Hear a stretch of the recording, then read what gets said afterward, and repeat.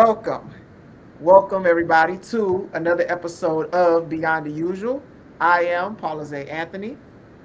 I'm Kalisha And, Lachey, and today and today, oh, keep going. I bet. So today, we're joined by the wonderful Coach Tish. Coach Tish, how are you doing today? Hey y'all, I'm doing great. How are you? Outstanding. Now, did I say that right? Is it Tish or Tish or It like? is Tish. Yep. Nope, it's Okay, Tish. awesome. Short for Natisha. Okay, Yep. okay. okay, awesome, awesome. I want to make sure that But I get I feel names like right. we need to amp that up a little bit. Like we gotta bring her in. You know what I mean? Like Well, go ahead, do the other half. I brought us in. Go ahead and do the other half. all right. Well, I'm so excited for this episode because we got a good conversation that we're gonna be talking about today. But I wanted to invite in the amazing, wonderful, international, capacity coach for Black women, coaches, leaders. She specializes in regulating your nervous system and living abroad. Welcome to the stage, Coach Tish. Welcome, welcome, welcome. Okay. Woo! Can clapping. Yes. Thank you. What an awesome intro. Awesome. Thank you. There we go. So Fabulous. yes, like I just feel like you have so much to give and you're such an amazing spirit. Like I know we had our conversation before. You even helped me clarify some stuff for myself. Okay. So I I'm really love it. excited for you to shed some light and your energy with us today. I love that. Well, thank you for having me. I definitely appreciate being here.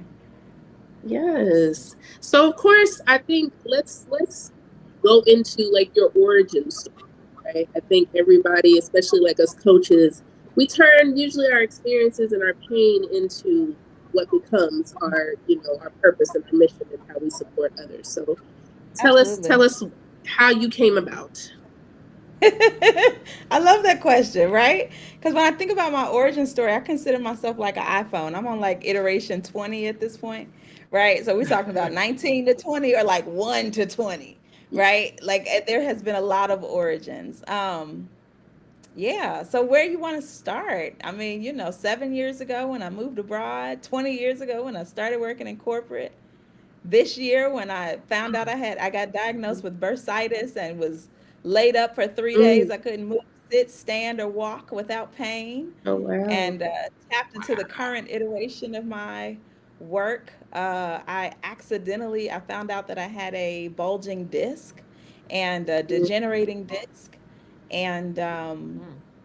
I accidentally discovered the power of anti-inflammatory and anti-inflammatory lifestyle. So I came home and I went on a 3-day juice fast because I couldn't eat. I couldn't stand. I couldn't cook. And so I ordered juice from the juice delivery place, and my downstairs neighbor made me a pot of lentils. So that's all I had for 3 days. And after that, I completely cleaned out the refrigerator, right? Everything went to the trash. And I really did a deep dive. I feel like I got initiated into what it means to eat anti-inflammatory, but not just eat. I really changed my lifestyle. I started getting weekly massages and weekly acupuncture, and I did that for three Mm. months. And so, but I changed everything, right? Like, I'm a full time coach. And so I changed how I work. I changed how I started my day. I changed how often I went without breaks. Now it's every third hour I'm standing. Well, every third hour I'm taking a break. I'm listening to binaural beats every day to kind of clear my mind. Um, I'm not sitting while I work now. I stand for every other client. I see, somewhere between 6 to 7 clients a day. And so I'm standing for majority of those. Every night I'm drinking turmeric tea, right? I call it a warm hug in a mug. So turmeric, ginger, cinnamon, coconut milk, coconut oil, black pepper.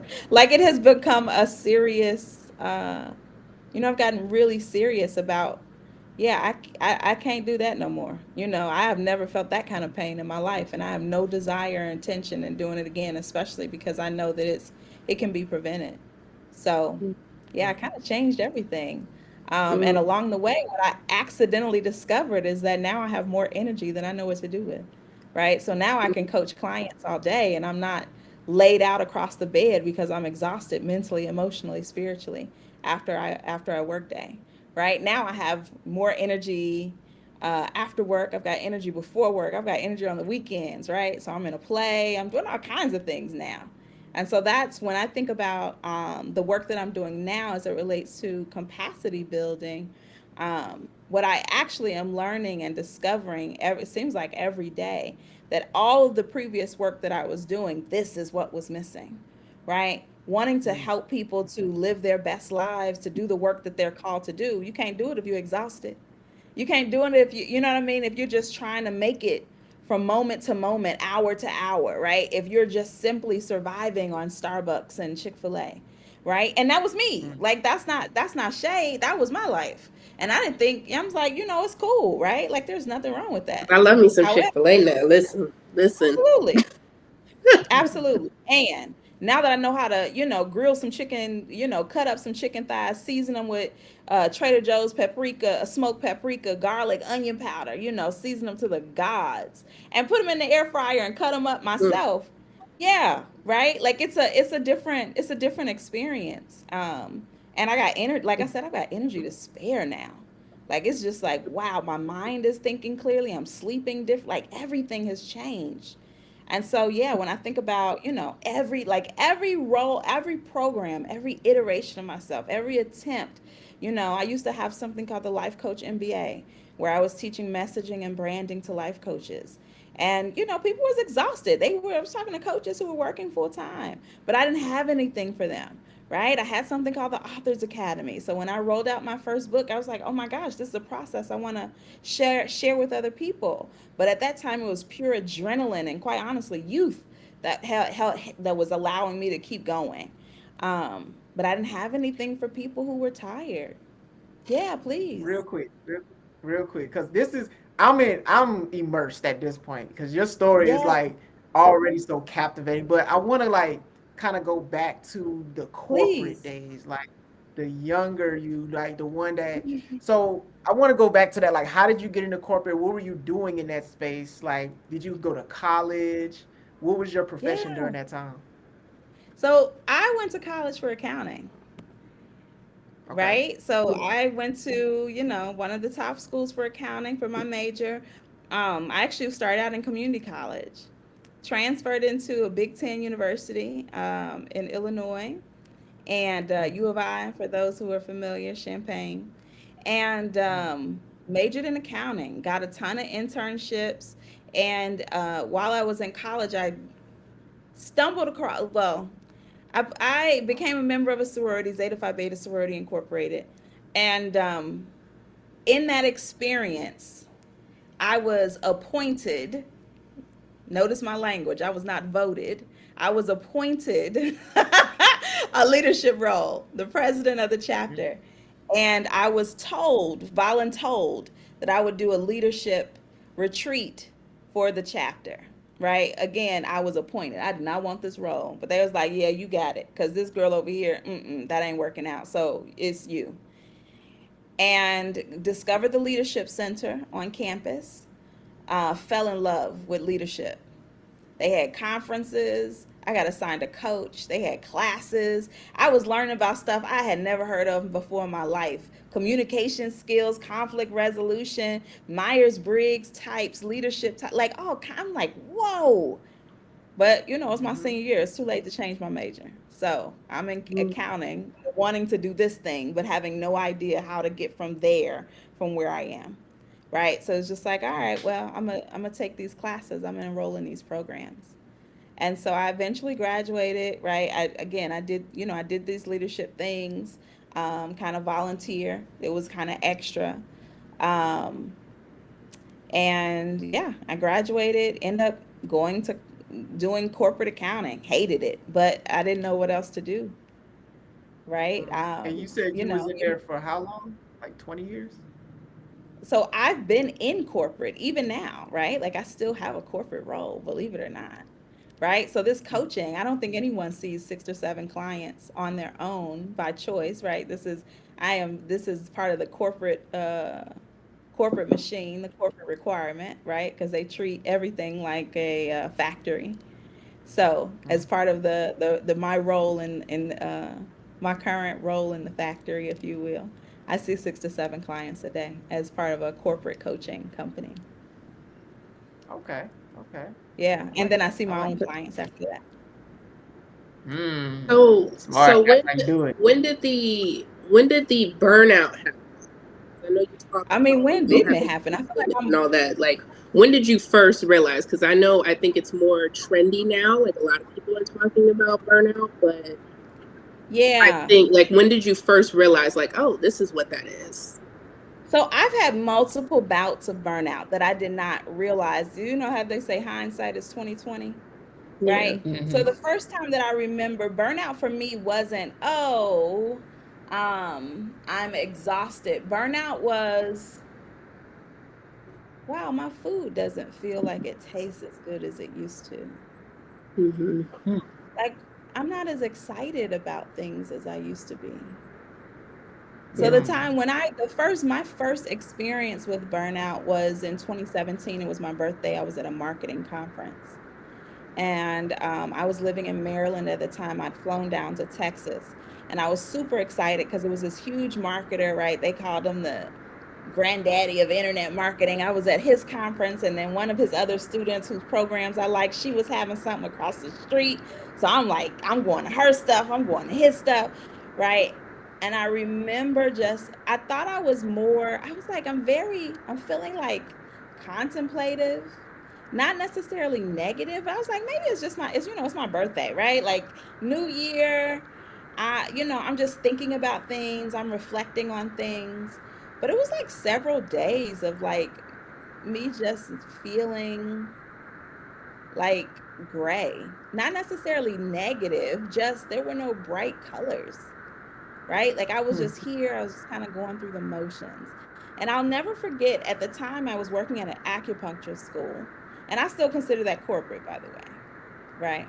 Mm. But I was working in an acupuncture school, and because I was an employee, we got free acupuncture, so I was going to acupuncture every week. Well, this particular acupuncture school, they could feel your hand and feel your different pulses and tell you if you were dehydrated or what was going on in your body simply by feeling the pulses. It was wild. And I remember the acupuncturist that I was working with. She said, "Well, what do you do for fun?" I said, "What do you mean? I'm doing my business. My business is fun." And she kind of looked at me and she nodded. Right? And I was just like, at that time, I was running Facebook ads. We were getting like 70 cents a lead. Like everything was exciting. I was just like, yes, this is it. Again, adrenaline rushing. Right? Mm. But in Western society, that's all that we know. It's kind of like this all or nothing type of thing. Like it's either, go hard or go home, right?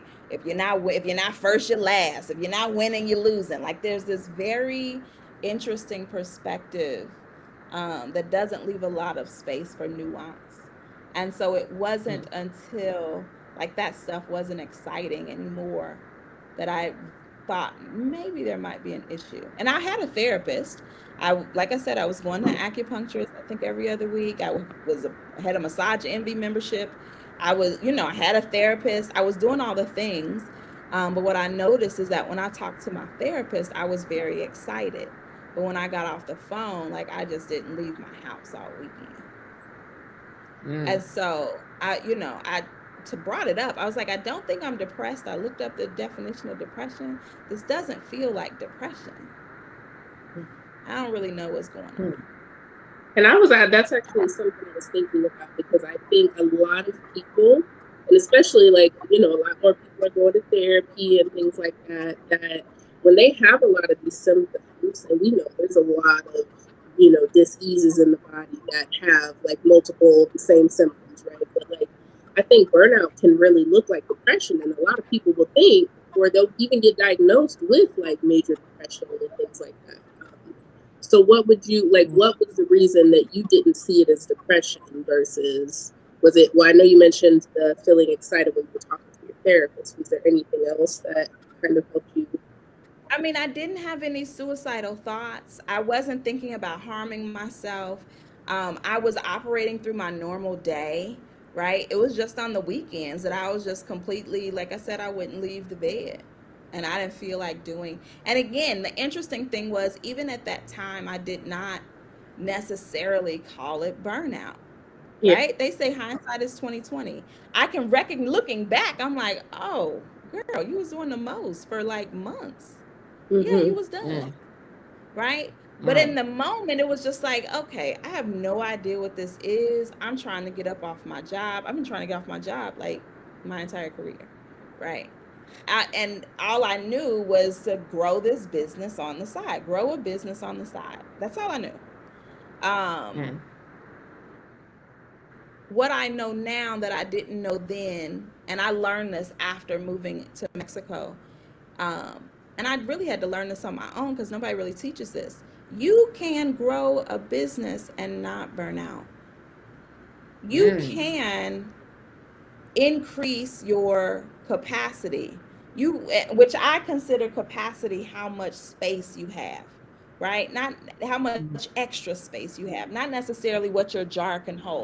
So for example, I have this jar here. Let's just say this jar is 16 ounces. Most people would say that my capacity is 16 ounces. But if it's full 13 ounces, your capacity is not 16 ounces. You've only got this much mm, space. You've got, right? So this is what I consider capacity. So how do we increase this? In my perspective, you get a bigger jar, right? So instead of a mm. 16-ounce jar, let's take them same 13 ounces and let's put it in a 3-liter jar, right? So now we're talking about how much extra space you have to do other things, to think, to contemplate, to do nothing, right? And so this is, I only learned this, like I said, after leaving the States. But while I was in the States, I just thought this is the way to do it because, this is what the multi-million dollar business owners, this is what everybody is saying. This is, all Mhm. of the, everybody, black, white, this is what people are saying is required. But nobody ever Right. said, this is how you get more energy.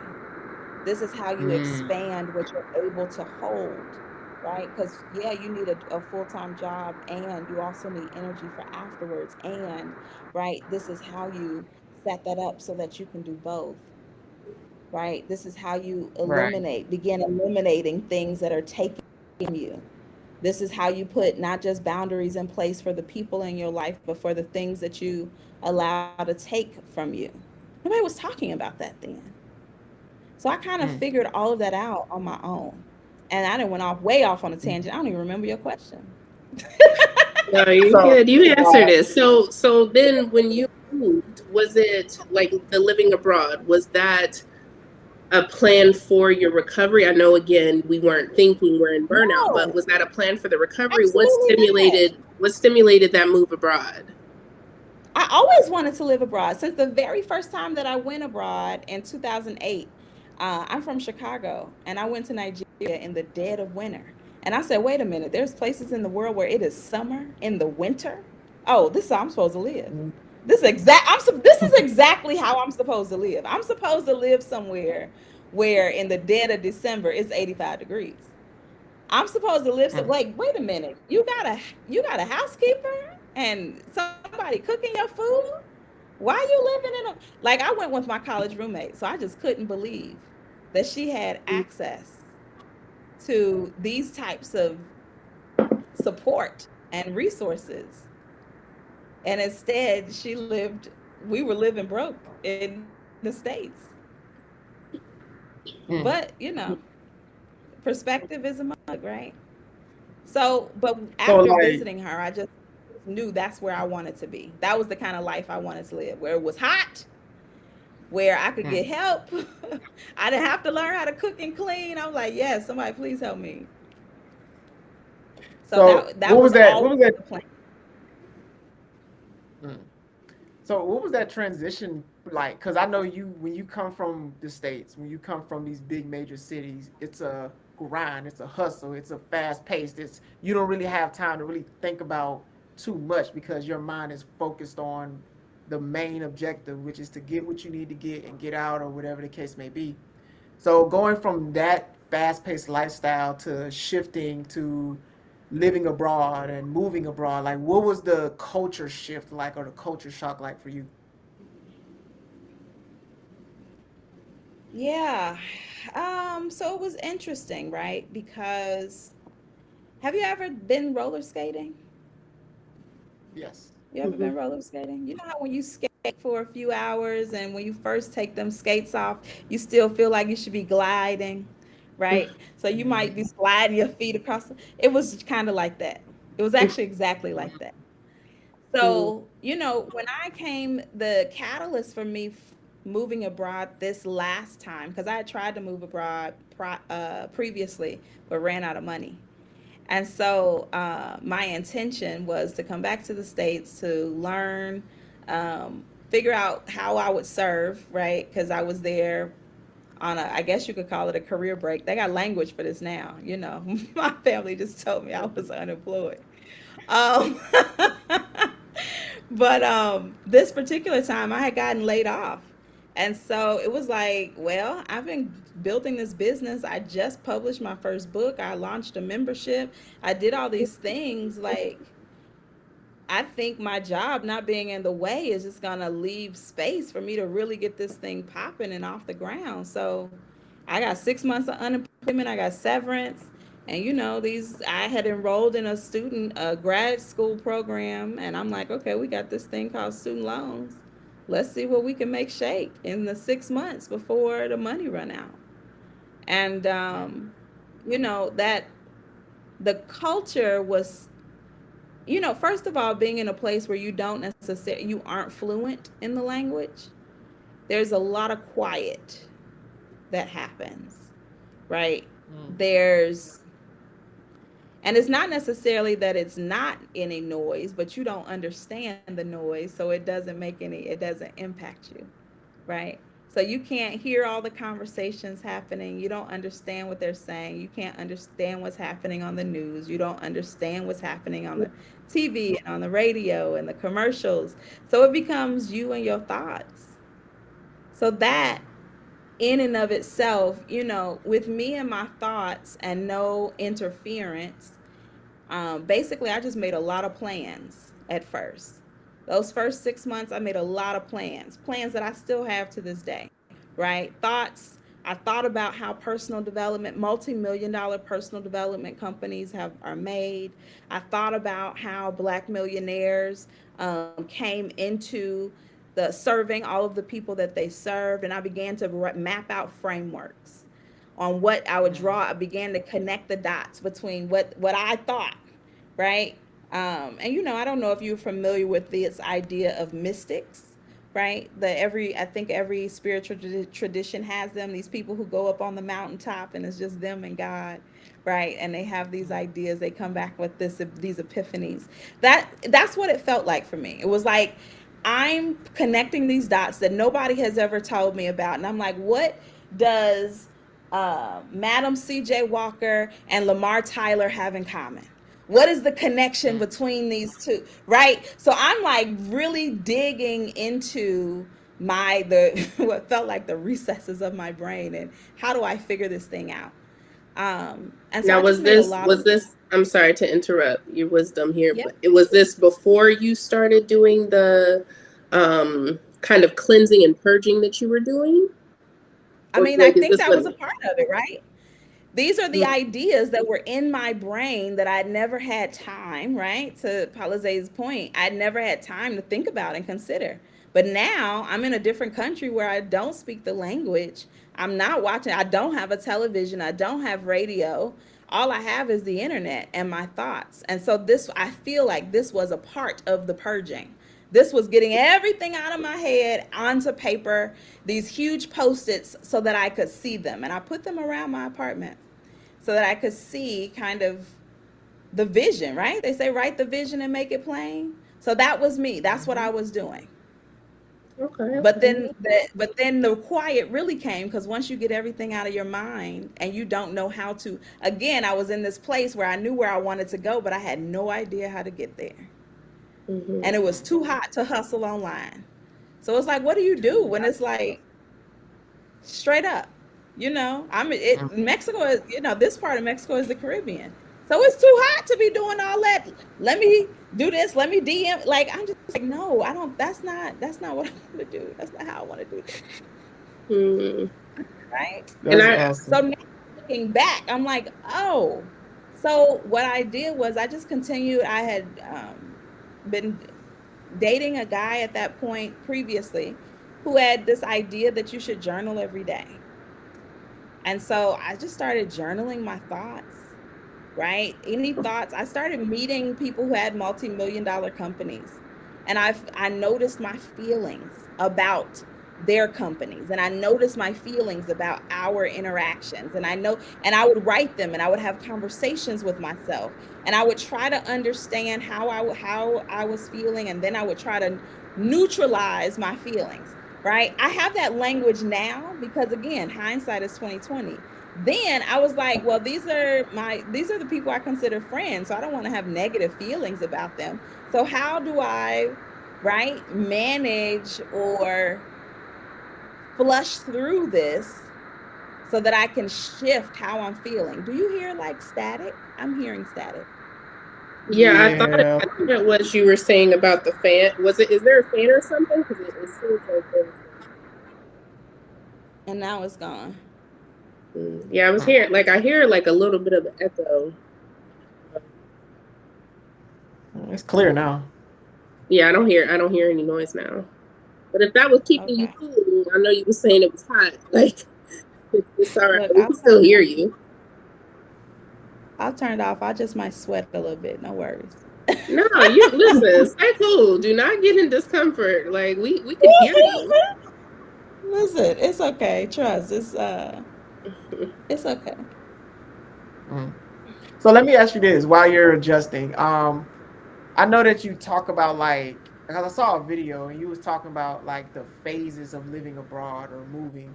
Is the things you Mm, spoke about are those part of the phases like the roller skate analogy, the journaling? Like absolutely. are That's those? the next one that's coming out.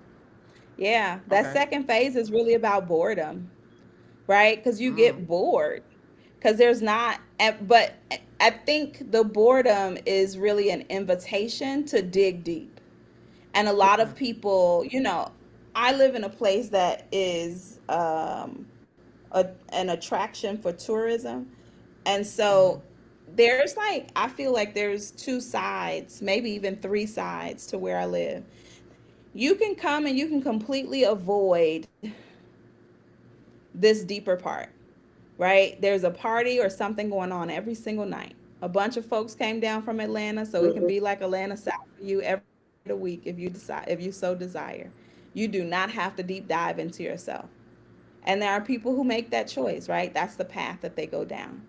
And then there's a path where it's just you, and you have to, and you don't have to do anything, right? But you are giving the opportunity to find what it is that you are looking for.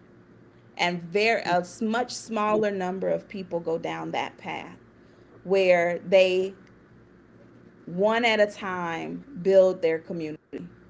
One at a time, they focus on themselves and identifying not necessarily what problem they bring, but what challenges that is inherent in what they know that might be creating a challenge in the relationships that they have, right? So when I mm, talk about the journaling aspect, right, where I'm meeting with people who have the multi-million-dollar companies, right, I really had to talk to myself about whatever feeling showed up, because that just felt like that was the work that right? It just felt like the work that I was supposed to do. I didn't want to project. Again, this is language I have now. I didn't even have, I was just like, this is not their work. This is my work, right? I got to mm, figure out, I got to sift through my own challenges, my own thoughts, my own feelings, my own emotions. If this is where I want to be. Okay, so the fan is off. That's not me. It's all right. I don't know where, bro. The message is still coming through. Okay, Clear, good deal. loud and So clear. yeah, right? Like everyone doesn't take that path. It feels like it's a split and you get a choice. You can keep partying, you can keep ignoring, you can keep sweeping things under the rug, you can keep doing the same things that you did in the States. Or you can prepare to become someone, the greatest version of yourself. You can prepare to become, all that you have dreamed that you can become. You can become the version of yourself that can hold everything that you have mapped out on these big post-its that you weren't ready for. You can actually do Mm. the work required in order to get there. And everybody doesn't. I guess, some, I'm convinced at this point in the journey, right? Like I thought, I was like, don't everybody have this conversation with God? Like, ain't everybody's higher self talking to them and telling them, you know, sit down and write this out, right? And I'm really, I got introduced to human design while I was living abroad. And one of the things that it I was revealed to me is that I'm actually meant to coach and guide others. And when I heard that, I Mm. was like, okay. Right? I was just kind of confused. But as time has gone on, I'm recognizing that's why I hear the things that I hear and I move the way that I move is because, oh, it's a lesson. Like this is meant to help other people. Like my experience, no, everybody not having that experience, but they can read about your experience and then take action as a result. Right? Mm. So I have no Like idea that, what this like that. loud sound is. Beautiful. Oh, Is Lord. there, so And do y'all hear the echo? Is it an echo for y'all or is that just I when don't yeah, it hear she's just sounds echo. like talking? a big fan. It goes It and just comes and sounds like a goes. It fan. comes and goes. Yeah.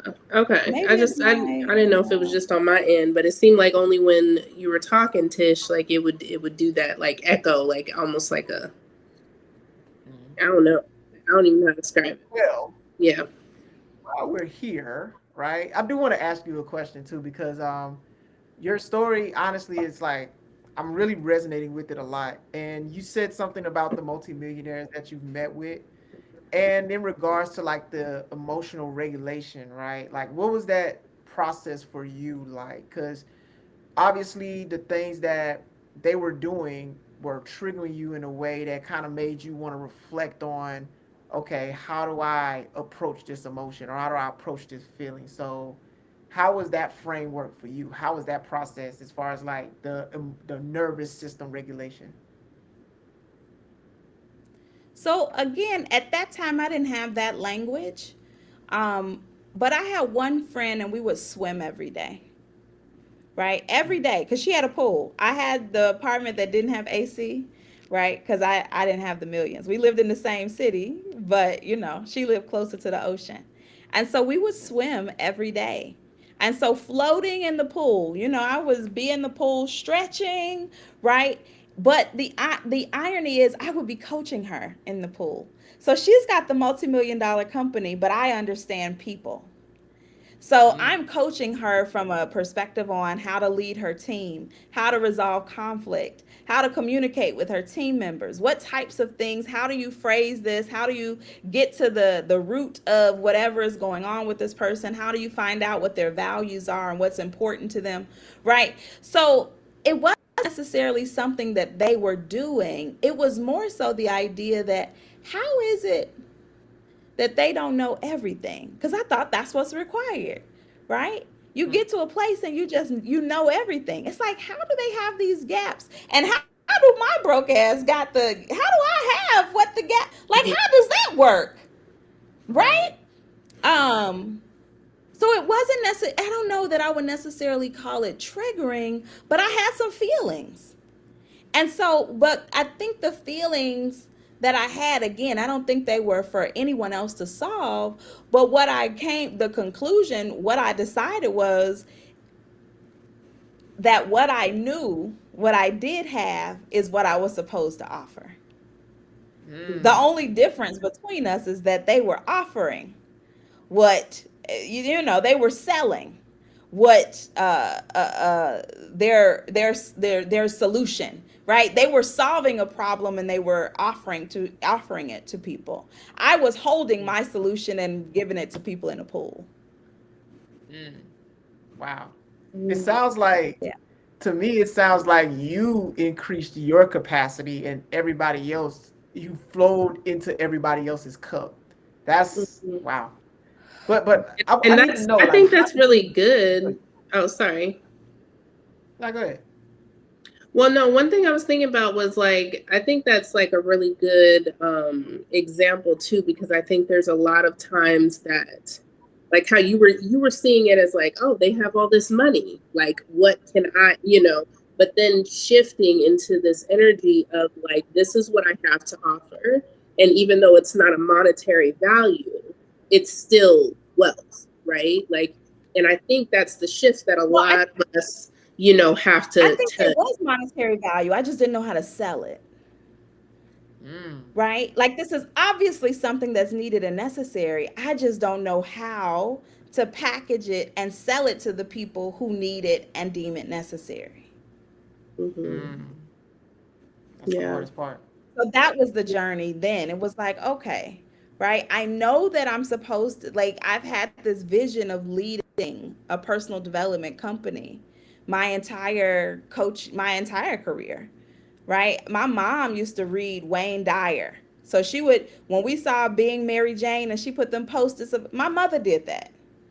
So personal development, I have not been a stranger to personal development my entire Mhm. life. So I am used to growth, right? I don't know what it means to live in a place more than 3 years. I changed schools every other year. And no, we were not military. So, but I got really used and accustomed to change. So I've Mm, always, my mother used to say, anything not growing is dead. And so I'm mm, like, well, shit, I better keep growing then. Right? Like, so I don't know what it means to stay still. Have you read The Alchemist? Mhm. He yes. talks about the personal legend, right? That's like one of my favorite books. And so and I try to read it every year or two, just to kind of refresh. And so when I think about this idea of going chasing your personal legend, right? And the correlation between me doing my work and doing this journal, that's just what it felt like. It felt like this is you chasing your dream. You are in Egypt. You getting beat up at the pyramids. You doing right. You're going where you're supposed to be going. You're on your path. And that's what that journaling felt like for me. It's like, no, I'm on my path. Mhm. Like the thing that I'm Mm. supposed to be doing, the message that's being revealed to me, the dreams that are coming, that's for my analysis. That's not for me to. Plus, I don't know. I didn't necessarily trust that anybody who that message was for would understand it enough to be able to help me interpret it. Mhm. Mm. Here's something I did want to ask you about too, because I was going through like your YouTube page, and I Okay. noticed that you had like meditation videos on there, and that's really interesting because, like you said, you listen to binaural beats every day, and that's just something that is a part of your daily routine. So, is that Yeah. something that you just do for like your clients, or is it for like social media? I mean, for your YouTube channel, or like, No, I do meditation for me. So I tapped into subconscious reprogramming, right, as a part of my own mindset work. What I was noticing, so in 2017, I wrote the book Coach Your Damn Self. And the whole idea was at that time, I just parted ways with a mentor recently. And I realized that I had deified this mentor, right? I really put this mentor on a pedestal. I really like trusted them more than I trusted myself. And so, Coach Your Damn Self was a little bit of a letter to myself, to remember that nobody is greater than me, right? So, Kalisha, when you said, some people go through a process where they look to others, I did too. Right? I did too. But that mentor, the parting ways with them, I feel like I don't want to say it crushed me, but it impacted me so much because I just knew that this mentor was the mentor of all mentors. And this mentor was going to take me to the promised land, right? Like all of my entrepreneurial dreams, they were going to help me make them come true. And that's not what happened at all. Oh, but maybe, right? Like maybe they were I mean, they helped me with this coach your damn this idea of coach your damn self. So anyway, fast forward. And when I think about mindset work, I've known about reprogramming the subconscious. I've known about hypnosis, but I don't know that I was actually trying to do it to myself until just recently. Mm, And so I built a custom GPT that incorporates about 10 different modalities, including self hypnosis, somatics, breath work, visualization, right? All these things. And then it scripts a meditation for me. mm, So and then what I do is I went out to the ocean and recorded the ocean. And I place those meditations over the sound of the ocean. And so mm, I was doing it for myself. And I was like, oh, this might be cool to share. So I shared mm, one. And then, yeah, and now it's become something that I share with clients. But no, it started with me. That's my own medicine. mm, That's cool. And that actually made me think too, because I think that's like everybody's journey, right? Like it's like coming back to yourself ultimately, whatever that looks like, right? I think for you and we go through these things in life and just, this is just what was coming up for me is that a lot of people, we have mentors or we'll have coaches, we have friendships, we have relationships, and we all tend to give all of these things outside of us a certain level of our power. Yeah. We go to people and like, what do you think? Or, because when you said that you were expecting your mentor to kind of take you to the to the promised land, like I literally resonate with that because like that's how I felt with my first mentor. This was before I got coaches and things like that, but I thought she was gonna fix my brokenness, I'm like telling you, Yonda fixed my I didn't life. see her as a person that went through shit. right. Like I saw her as you here to help me. And so I think we go through these initiations, if you will, in our life where but a lot of times we think of it and a lot of people still are in this like victim mindset because we think like, oh, we lost this friendship. This person just stopped talking to us. And that makes like something's wrong with me. Or I just had this like major breakup after this 10-year relationship. Something's wrong with me, rather than these being like initiations, if you will, into coming back to yourself. Loss is like that's how I view loss now. It's not really a loss, right? It's really to help us. This is spirit saying like, hey, you've been putting a little bit too much energy over there. You need to come back, reel it back in. So that Yeah. I Mm, think that's just beautiful that you did get that because it was like I think that was a lot of it. And you realize like, hey, I can change my diet. I can do this and like have more energy and do all of these things that were on post-its or that I've like dreamed about and all of these things and I couldn't figure out. But it's like now you have the capacity and the space for the clarity and the understanding and the Yeah. embodiment because we know and the um knowledge is different from wisdom, right? Like there's an action. There's an Yeah, integration the that happens application. in embodiment, right? So I think that's beautiful. Yeah. Thank you. I Um just want to say it was not hard won. mm, I mean, it was not easily won, right? It wasn't just I trained in herbalism. So what happened was I implemented the things that I knew I needed to be implementing. It was like, oh, I knew I was supposed to be doing this, but I wasn't for whatever reason. mhm. mm. What happened? What is that? What is that though? Because I feel that that resonates with me a lot too. Because I feel like the path that I'm on is the path that I was always destined to be on. But I always felt like I needed to do something else in order to like build the bridge to get me over to where I needed to be when really all I needed to do was just cross over to what it was already built for me and have trust and understanding that everything was going to work out the way it was supposed to.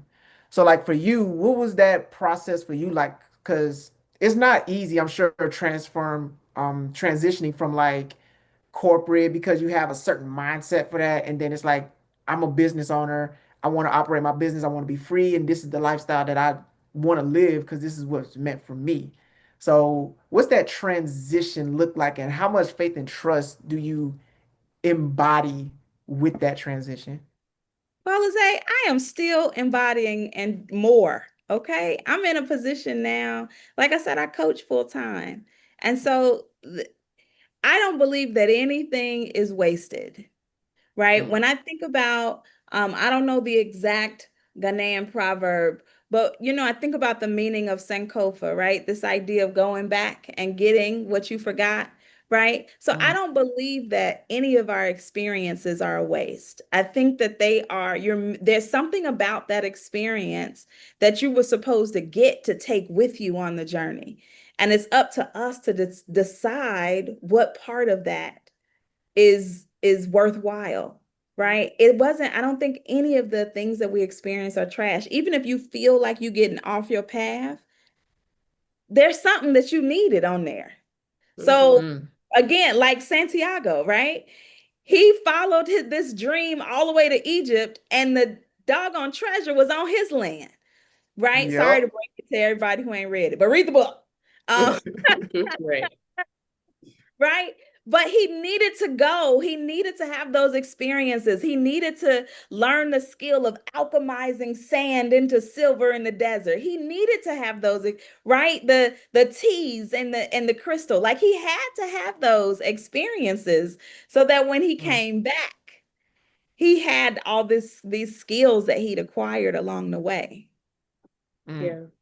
That's So beautiful. when I think about the irony is when you say, the corporate, I just got a dry erase board just like that one behind you installed in my bedroom so that I can put all of my visions and my plans and my strategy and all them post-its from 7 years ago are layered around it. Mm-hmm. So I mm, think I my first career was in corporate accounting and I love mm, math, right? And my brain, I love strategy and I love like the logic of things, but I also love the art. Like I'm in a mm, play, right? So I love that aspect of things too. And I think we're supposed to be whole humans. I think that's what it's mm, about. Like, yes, you keep learning, but when Apple has this iPhone 15, they didn't forget what they learned for the iPhone 2 or 3 or 4, right? They didn't throw that part away. It's just you add mm. on to what you got. You take the new Add learnings and you add on to everything you knew from before. Yeah. mm, So I think I that's like what that. we're supposed to do. Mm, I love I that. I love that. Just like that. and I mean that is a beautiful expression of embodiment and Yeah. integration, right? Like I think there's so many people that I've come across a lot of people and clients even that that I work with that I have to like, hey, let's reframe this because they think, oh, wasted time or this was like, and I'm like, one thing I always say is that it's either a win or a lesson. And if it's a lesson, it's a win, Still a right? win. There's Every literally a look, all lot we do is win, win, win, win, win. listen, No Listen. like, matter and what. that's how we need to like reframe our life because a lot of times we go through what we deem as negative experiences and then we tend to think we're like, oh yeah, let's throw that in the trash. This person I was with, they just No. wasted my time in this. Oh, this didn't work out 6 months, a year, 2 years in this business. Oh, let's throw the baby out with the water, right, as they say. And it's Mm, like, no, you were meant to get something from everything. Yep. And So that what really are you like, getting? hit home for me when I even recently had in one of my, dreams, if you will, of like doing like light language. And I was like, Hmm. I went to school for sign language. Like it makes so much sense. But I, for a long time, was thinking, oh, was this just a thing that I did? And this has nothing to do. But literally every experience we go through, every environment we're in is a preparation for us to the next level. And so I love the way that you explain that because that's literally how we can reframe life. And I think if you even think about that, we have mm, a little more softness with our experiences. Even the Yep. mm, challenges that we're facing. Oh, my bank account is not where I want it to be. Oh, I don't have the clientele that I want to. It's What on can its this way. teach me? It's in rotation. Listen, we are in uh, preparation uh, because a lot of times, and we talked about this on the podcast, is that a lot of times we be thinking like, oh, I want to go viral, or oh, I want to do this, and I want to have the multi-million. But do you have the capacity for it? Do you have the Mm, schedule for it? Do you have the mm, mindset for it? Do you have the mm, structure? You know what I mean? Like it's new levels, new devils. So just mm-hmm. thinking about that, I think can really reframe anybody listening to this, whatever season you're in, that you can take something. You can take Mm. something. And I've learned this, and me and you are in one of the same programs, a sales membership. And, shout out to DL Sharon Yes, because it's yes. Best amazing. mentor Um, yet. but like I've learned even on coaching calls, right? Like even when I don't ask a question, I never like just even if sometimes I ain't gonna lie, I catch myself doing other things, but I usually tend to get something from everybody's question. Yeah, Like it ain't got, it's not a question I had formulated, but I'm like, I can get something from this. yeah, We are Mm. sponges, and that is how we're meant to ascend. yeah. We're not meant to think of something as trash or not a part. If it's in your experience, it's for a reason. It's useful. Mm. And so I think Mm-hmm. it's I have a also, soapbox to that there. point. Oh, go ahead. I do want to say this just because what you said just really hit home for me about the Ghanaian proverb about going back to the root. I Yes. feel like it makes me think of an analogy of I'm not afraid of a man who knows 1,000 kicks. I'm afraid of a man who's done one kick 1,000 times. Yes. It makes me think because this is something that has recently happened for me is that getting back to the root and the basics of the practices that I've been doing for so many years Mhm. and getting away from like, oh, I need to add on and add on. It's like, no, you need to get back to what you were originally doing because you're not the same person that you once was when you originally started. Because now you've mastered certain aspects of your life. When you go back to the beginning, you're actually more proficient in the basics as opposed to being proficient in the things that are more advanced than the original foundation that you laid in the first place. And so Mm. that's something that was really fascinating to me about that, about what you said. Yeah. Thank you. Thank you. As you were talking, it just reminded me about how I think about this, the DNA helix. Have Mm-hmm. Hmm. you seen that? It's like a strand. And Yeah. um, I don't know where this came from, right? I've had a few career breaks and spent a lot of time with myself. But on one of those breaks, I had this thought that what if this DNA is actually also how life works, right? Like you Mm-hmm. see it's only so wide, right? But and it, if you look at it like this, if it's this wide, then it hits each of these points multiple times, right? And so what if the things that you learned in the beginning, you're actually supposed to learn them again from a different Mm-hmm. perspective, right? Right. So, I think about yoga. I've tried to complete a yoga teacher certification 3 times. Three, okay? And the first time, I went through it, I didn't really go through it. The second time, again, I didn't really go through it. And then the third time, I definitely went through it. Mm-hmm. Right. But I think about how every single time that I went through this yoga, like I got something else, even though I was doing kind of the same thing, if you will, but I was just doing it differently. So the first time I Mm-hmm. lived with my yoga teacher. The second time it was completely online. The third time I saw my yoga teacher 3 times a week. Right. And so it was the same lessons, right?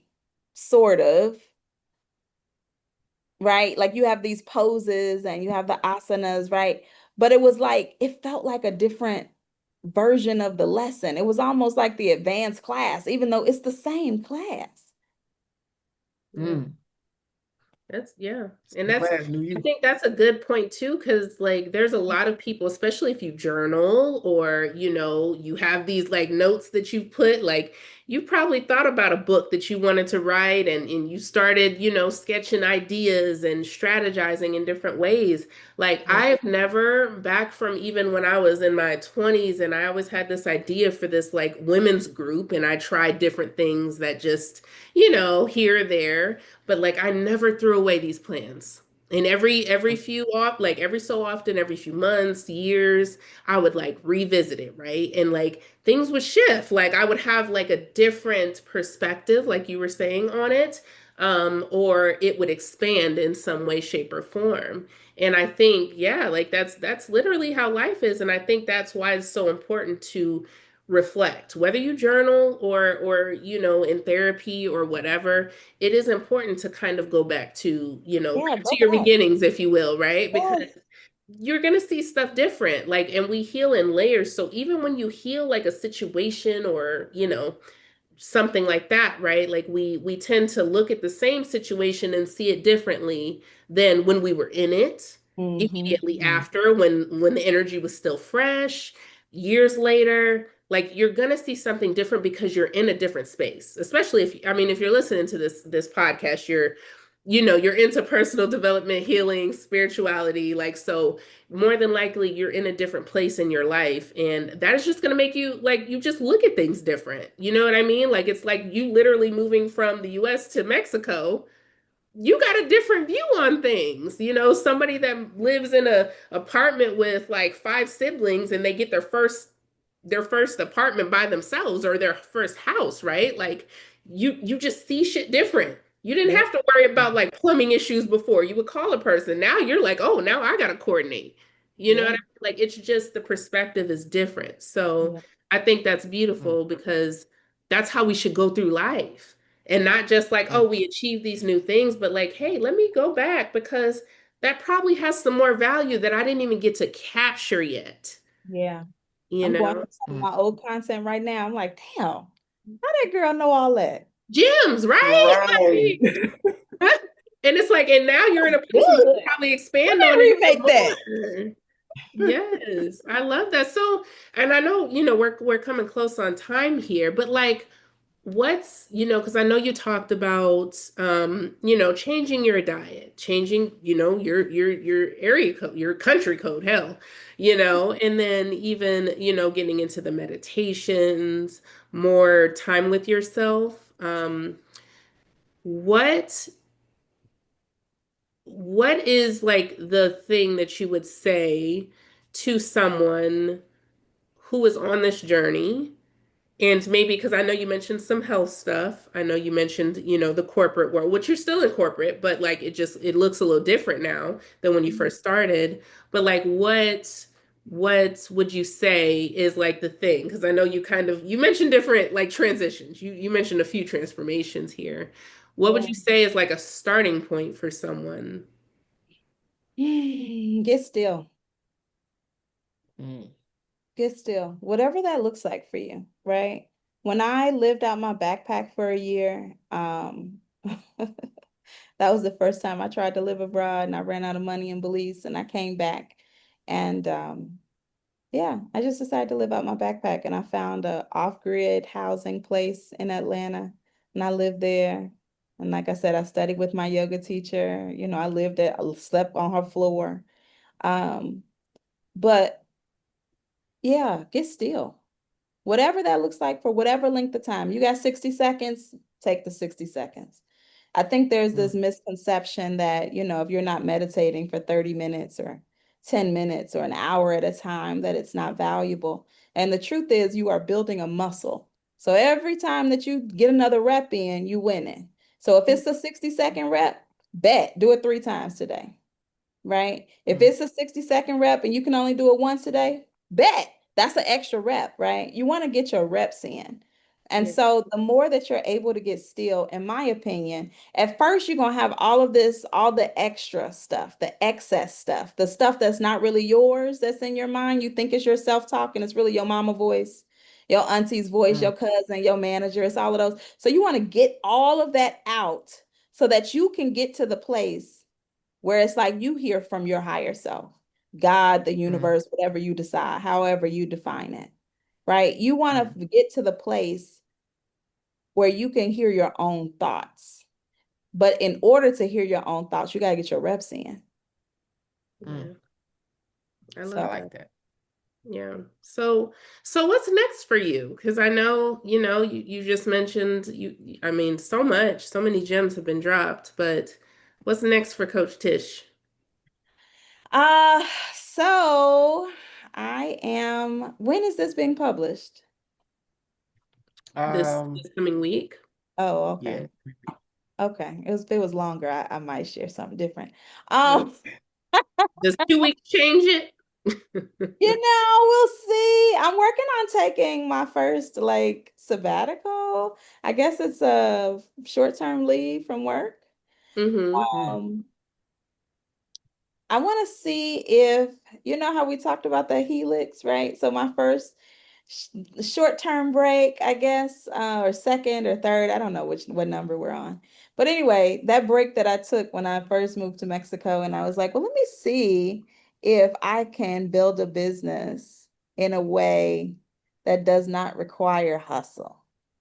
I didn't Mm-hmm. mm, figure it out then, but I think I kind of got some ideas now. So I want to try my hand and see mm, if I can make some shit shake uh in a little bit of time. So there's that.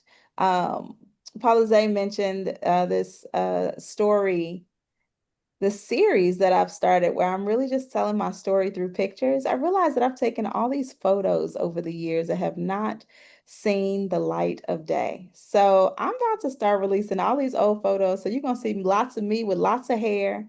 I had locks for 10, 12 years before I cut them. So Mm-hmm. I'm like, them photos are going to get some. I paid that photographer some good money for them. These pictures are going to be seen. Yeah. Nobody care if it's 10 years later. So I'm definitely gonna be telling more of those stories. I like the format of telling these carousel stories. Um, I am quietly releasing a membership on the Mm-hmm. back end. Um, because I have a lot of ideas and a lot of things. I want to actually work with people on a year-long journey.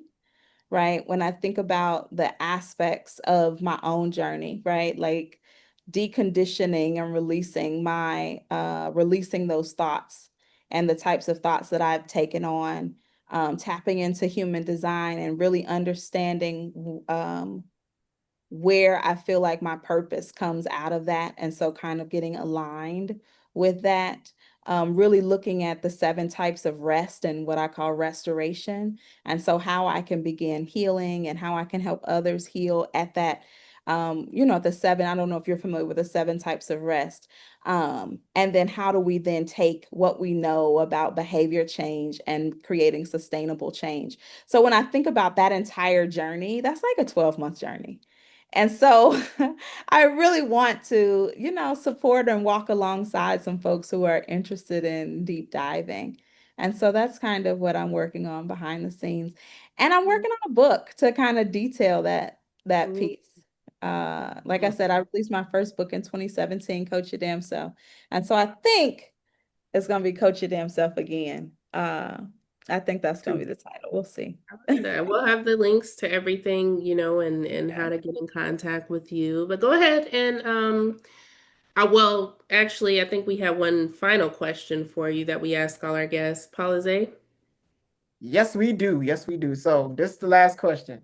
So Okay. what's one belief, habit, or truth that you had to leave behind in order to go beyond the usual in your own life? Oh God. One Yep. belief, Mm-hmm. Yep, habit or truth. habit, or truth to go beyond the usual. Mm-hmm. Mm, The one that I'm working on now is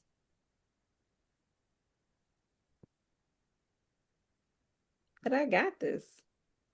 And the belief that I had to go be that I'm having to go beyond is that me simply saying that I got this is enough.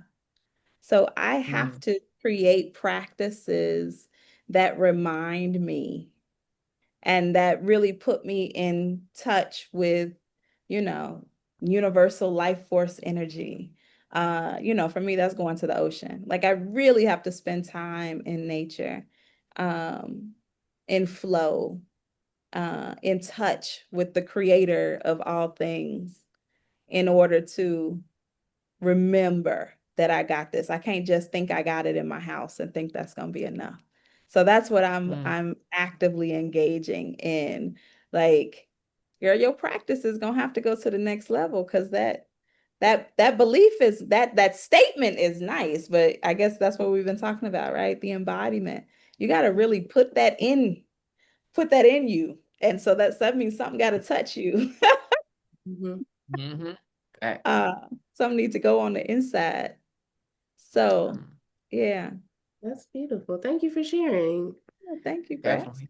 And Appreciate I that. did want to make a caveat to anybody listening that, and I think Coach Tish touched on it a little bit too, is that you don't need to move out the country, right? Like, and not everybody has that capacity to do so financially, physically, whatever it is. You also don't need to go through a breakdown to get to the breakthrough, right? Like, I think the biggest thing is that finding your sense of safety, and that's like what we were talking about with the nervous system regulation, safety, capacity in the now, right? I think that's the biggest thing. And Coach Tish mentioned about like, hey, figuring out, even if you have 30 seconds to a minute, if you have that, like, it's not about the quantity, it's about the quality. So finding time to sit with yourself, finding community, I think that's a big part of it too, right? Like, I'm no stranger to coaching programs. I coach people, but I believe don't get your own coach if they don't have their own either. Don't get a therapist if they don't have their own either. So finding community, finding time for yourself is the biggest thing. And then focusing, I think that's one thing I saw in one of your recent posts too. Coach Tish was talking about finding one thing. I think as high achievers, we see any problem, we want to solve it, but we don't usually have the capacity to solve all the things. And that's how usually inaction happens, right? Because we get overwhelmed and we get overstimulated and then we retreat. So I think just figuring out one thing for her, it was at one point clearing out the fridge, and then it was going, doing different things. So figuring out either something to start, to purge, because it's not always about adding something, sometimes it's about removing something. For me, I think on my journey at one point I was like, I'm going to actually say yes only when I mean it. Right? Like, not just adding stuff to my plate just because that's what I feel like a nice person should do, but actually, like, no, checking in with myself before I give a response and saying, yeah, I can help you with this, or yeah, I got this. So just saying that, just saying like, hey, focus on one thing at a time. Like, this is not a race. And honestly, I think something I always say is like, the destination is the journey. It's not, Mm, this is not a like, oh, we get to this end goal, because even every end goal, we it's a new starting point. So yeah. Mm, hopefully, you got some gems from this episode, because I know I did. Like, this was so good, even with our technical definitely. difficulties. Definitely, definitely. Now, this was really good. Thank you so much, Coach Tish, for being here with us today and enlightening us and our audience today. And I just want you all to remember that growth doesn't happen in the usual places. And neither do we. Yes. Thank you for tuning in to another episode of Beyond the Usual, where we don't just talk about it. Listen, we go beyond it. And then some. Until next time, everybody. Peace and progress. Peace, y'all.